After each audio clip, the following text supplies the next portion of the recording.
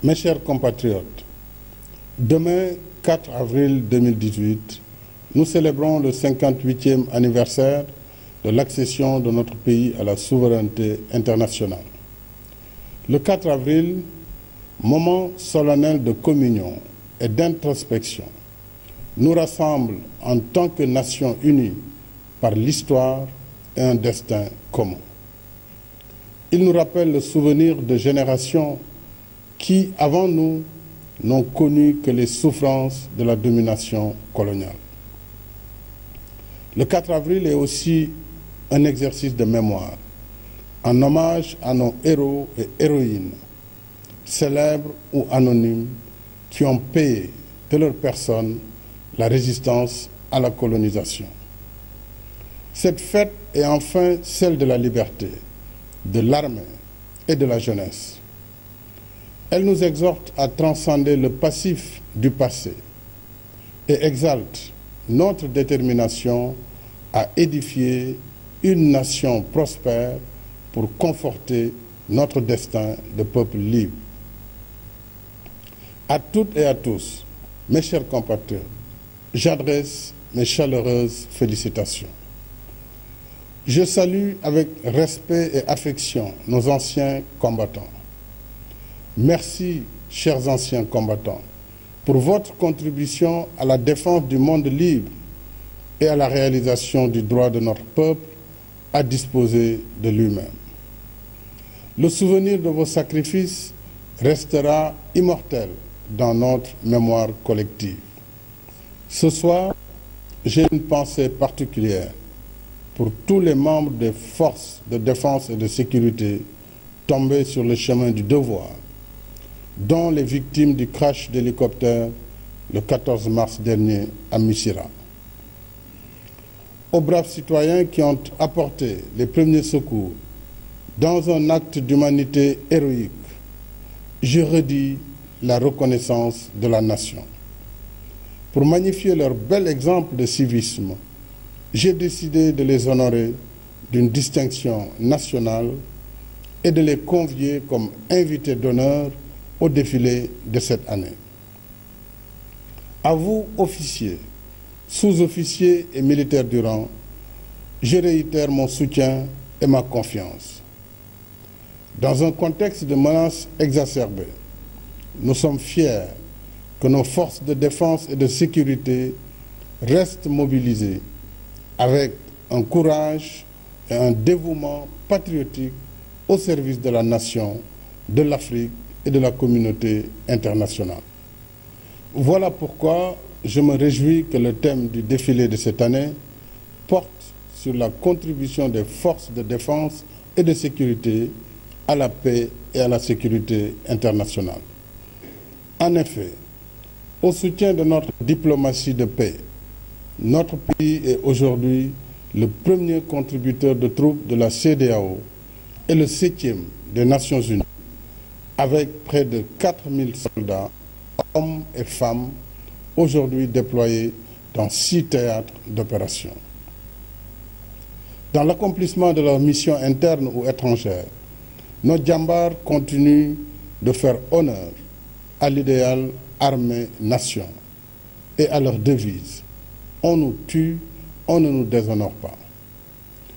Comme je l'ai indiqué à la cérémonie de baptême du patrouilleur Fouladou, je poursuivrai les efforts d'équipement et d'amélioration des conditions d'existence de nos forces de défense et de sécurité, afin qu'elles soient toujours prêtes à l'appel du devoir. Quant à vous, jeunes du Sénégal, je suis sûr que vous marquerez encore de votre vitalité créative la fête de demain, alors que nos lions, partie intégrante de notre jeunesse, sont sur le chemin de Russie 2018. Chers lions, portez haut les couleurs nationales dans la combativité et le fair play. Nos vœux et prières vous accompagnent. Je vous renouvelle tout mon soutien. Ce soir, j'ai aussi le plaisir d'annoncer que la délégation générale à l'entrepreneuriat rapide des femmes et des jeunes doté d'un fonds initial de 30 milliards, entre dans sa phase active. L'ADER a été créée pour soutenir les initiatives d'entrepreneuriat et d'auto-emploi des jeunes et des femmes, en répondant aux exigences de transparence, de diligence et d'efficacité. À chaque talent, à chaque projet viable, l'État veut donner une chance de succès. Ainsi, dans sa phase pilote, l'ADER financera le secteur de la pêche à hauteur de 2 milliards et suivant les conclusions du premier forum du numérique, 1 milliard sera alloué aux jeunes promoteurs de start-up dont les multiples applications ouvrent de nouvelles activités génératrices de revenus. Enfin, en partenariat avec une association de femmes investisseuses, l'ADER mobilisera 500 millions en appui à des projets spécifiques aux femmes. Ces efforts de création d'activités génératrices de revenus en faveur des jeunes et des femmes s'ajoutent à ceux déjà engagés avec la phase pilote du projet formation école-entreprise que j'ai lancé le 6 mars dernier. Grâce à une mobilisation plus accrue de l'entreprise, c'est finalement 25 000 jeunes au lieu des 10 000 initialement prévus que nous préparons sur une période de 3 ans à intégrer le marché du travail. Je salue la participation citoyenne du secteur privé à ce partenariat novateur que l'État soutient par des allocations mensuelles versées aux apprenants, en plus de la prise en charge intégrale des frais de formation. En cette année que j'ai voulu sociale, le gouvernement vient aussi de consentir d'importants efforts en faveur des enseignants et des médecins. Ainsi en est-il de l'accord conclu avec les professeurs d'université pour la généralisation du système de retraite complémentaire. Dans le même esprit, j'ai décidé de la revalorisation de l'indemnité de logement allouée à tous les enseignants du pays, de 60 000 francs à 85 000 francs CFA, soit une augmentation de 25 000, dont 15 000 payables à compter du 1er octobre 2018 et 10 000 à compter du 1er janvier 2019. De même, le traitement des professeurs et maîtres contractuels sera revalorisé à hauteur de 10 000 francs CFA. Ces efforts, parmi d'autres, traduisent mon engagement ferme et constant en faveur de notre système éducatif à tous les échelons. La communauté éducative reste au cœur de mes préoccupations. Il en est ainsi parce que l'école publique est la seule garante de l'égal accès de tous les enfants, quelle que soit leur origine sociale, à l'éducation et à la formation, donnant la chance à chacun de réaliser son rêve. Le gouvernement assurera le suivi permanent des engagements ainsi consentis. Et je veux faire confiance aux partenaires sociaux pour la reprise des cours et une année scolaire stabilisée. S'agissant du secteur de la santé, l'État a également consenti un important effort portant notamment sur la création d'une indemnité de représentation médicale et le relèvement de l'âge de départ à la retraite de 60 à 65 ans pour les médecins. Le Conseil supérieur de la fonction publique locale étudiera les modalités d'extension de cette mesure aux médecins employés par les collectivités territoriales. Mes chers compatriotes, ces derniers temps, des crimes et rapts abominables ont été commis sur des enfants. Ces actes ignobles constituent une grave offense à nos valeurs et traditions. Je renouvelle ma ferme condamnation de cette barbarie sans nom. Les services de l'État restent mobilisés pour que les auteurs et complices de ces crimes abjects soient retrouvés et traduits devant la justice. En même temps, le programme de retrait des enfants de la rue se poursuit avec vigueur. Il en est de même des efforts de sécurisation du territoire national.